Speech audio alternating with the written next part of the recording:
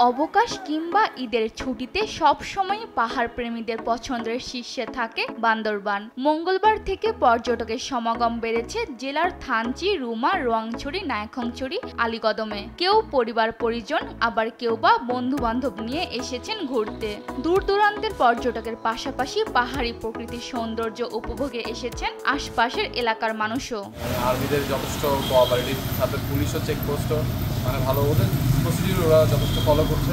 প্রত্যেক যাত্রীকে জিজ্ঞেস করছে এবং রেজিস্টার করছে কোথায় যাচ্ছে না যাচ্ছে। ধীরে ধীরে প্রতিটি স্পটে নিষেধাজ্ঞা উঠে যাওয়ায় প্রায় সবখানে মানুষের উপচে পড়া ভিড় দেখা গেছে। শহরের ৭৫টি হোটেল, রিসোর্ট সহ রেস্টুরেন্ট এবং পর্যটন সংশ্লিষ্ট খাতে প্রতিদিনই আয় হচ্ছে অন্তত কোটি টাকা।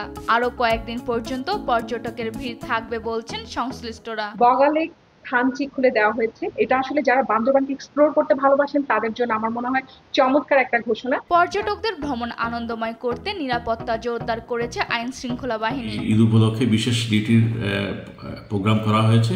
দুর্গম এলাকাগুলোতে আমাদের টুরিস্ট পুলিশের পাশাপাশি আমাদের জেলা পরিষদ সক্রিয় আছে, তারাও সচেতন আছে, সতর্ক আছে। আঁকাবাঁকা পথ, উঁচু নিচু পাহাড়, ঝর্ণা, জলপ্রপাত ও নদ নদীর সম্মিলনের এ পাহাড়ি সৌন্দর্যে বিমোহিত ভ্রমণপ্রেমীরা। নিউজ ডেস্ক, দেশ টিভি।